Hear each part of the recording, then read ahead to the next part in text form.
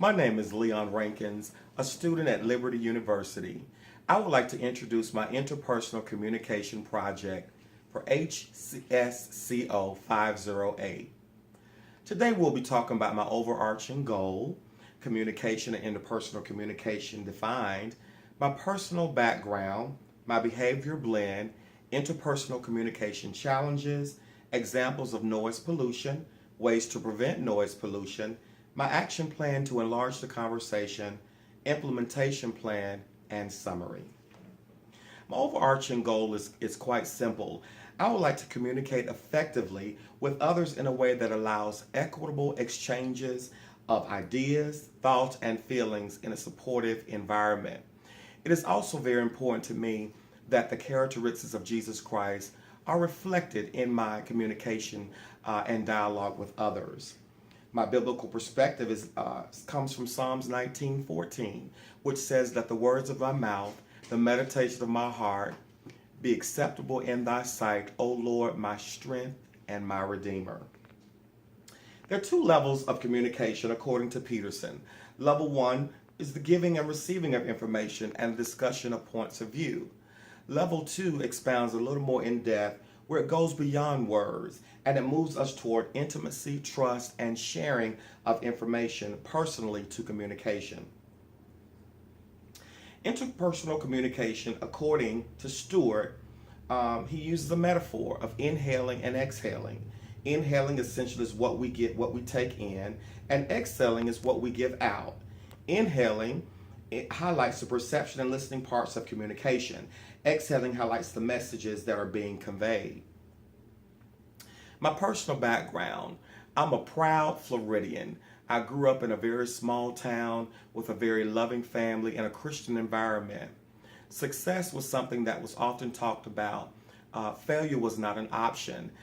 Now, at my age, I do realize my upbringing greatly shaped my personality and my behavior blend. I'm a happy husband, been married for 15 years with two wonderful sons. I'm also a pastor. I've been pastoring now for 21 years of the same church. I'm also executive director of a faith-based program that helps underserved populations. I'm also working on my master's in human services with a specialization in addiction and recovery. My behavior blend, Carbonell refers to the DISC profile. D is active task oriented, I is active people oriented, S passive people oriented, and C passive task oriented. My behavior blend, according to Uniquely You, this is expected of me, was D, determined doers. Most people perceive me as being dominant or aggressive or taking charge.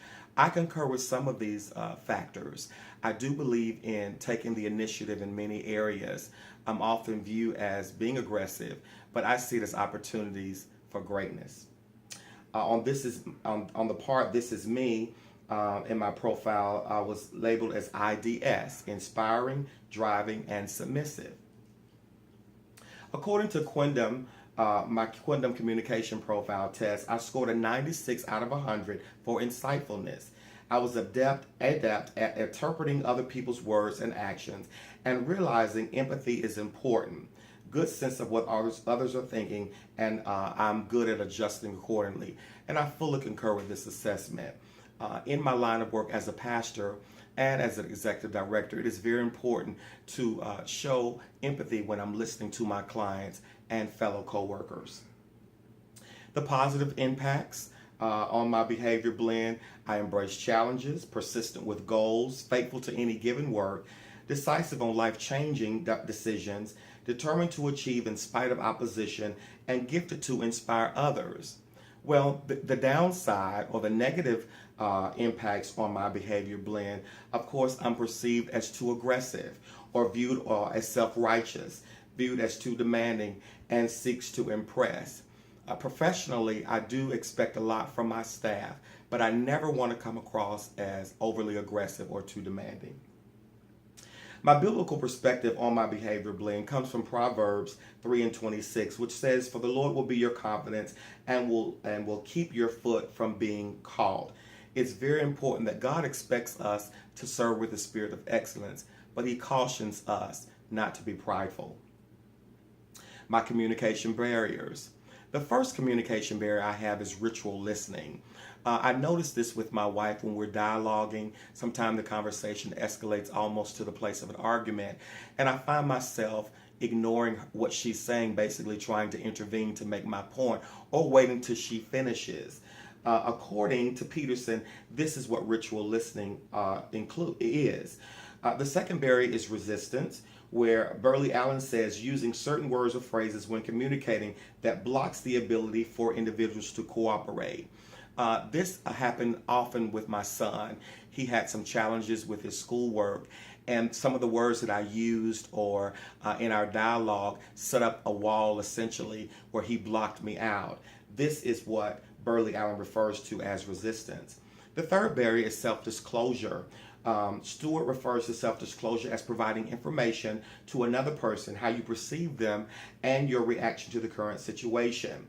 An example of this is when I'm at work and I'm dialoguing with a client. Am I communicating with him or self-disclosing things about myself? I quickly discovered that it's a bit overwhelming for them and they couldn't process it.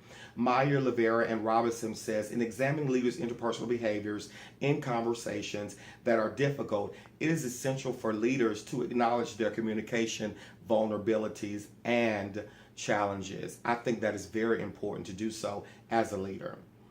Specific behavior changes to overcome my barriers. As far as ritual listening, Peterson says we are to shift focus towards understanding what the talker is trying to tell you. Also, treat the talker with respect. Don't dismiss or discount what they're saying, essentially.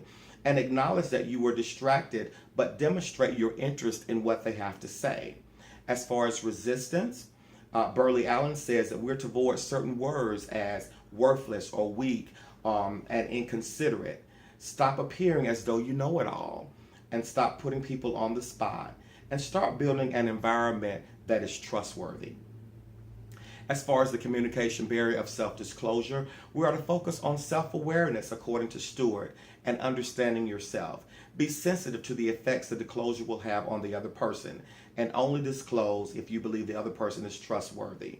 My biblical perspective on my behavior changes is Romans 12:2, and be not conformed to this world, but be ye transformed by the renewing of your mind, that you may prove what is that good and acceptable will of God. Examples of noise pollution, according to Burley Allen, they're internal factors like low energy or fatigue, positive or negative emotions, hearing what you only want to hear, and biased information.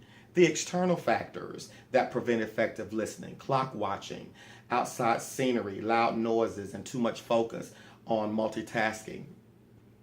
Ways to prevent this: try to have meetings or counseling sessions before lunchtime. Process your own thoughts. And according to Peterson, use the TLC talker listener card. It's permissible to ask the talker to repeat themselves, and it's okay to move to a quiet location. My action plan to enlarge the conversation includes be a better listener to my wife. Also, to show more empathy when listening to others at work. Process my thoughts and the impact they may have before I speak. Understand the positive and negative impact of self-disclosure and seek clarity when I do not understand. According to Klein, listening is an integral part of our daily living. It is the only way we can learn new information. Ways that to implement my behavior changes, my implementation plan is step 1, the Word of God. I can do all things through Christ who strengthens me, Philippians 4:13. Number 2, take an honest self-evaluation periodically about my communication skills. Step 3, ask others, my wife and other family members and close peers, how am I doing in the communication area, and are there any challenges that I need to work on? My accountability partner is my wife, for her to give me honest feedback on the progress I'm making, to work together to improve communication between us. In summary, effective interpersonal communication can enhance healthy dialogue, build productive relationships, and create positive outcomes for both the talker and listener. Acknowledging communication barriers with a plan to overcome the challenges associated with these barriers can set the talker and listener on a new trajectory conversation. God bless you, and thank you for listening.